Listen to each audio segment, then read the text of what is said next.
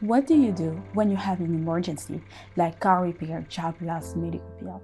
Or let me put it this way. If you had an emergency and needed to come up with $400 right now, will you do it? Hi everyone, Ruth here. Research shows that most Americans aren't prepared for an unexpected expense of just $400, let alone for an emergency. An emergency fund is a pool of liquid money set aside for unforeseen expenses like a medical expense or car repair. In 2020, we were all surprised by the coronavirus. People were out of work because the job had to close, and some couldn't work because they were hospitalized due to the virus. I'm using this example just so you understand what I mean by unexpected events. Having an emergency fund gives you a peace of mind.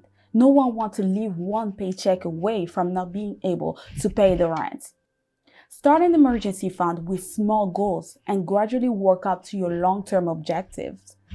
For example, building up $500 in emergency fund and then $1,000 and so on until you watch yourself tracking to 1 month, 3 month, or 6 month coverage.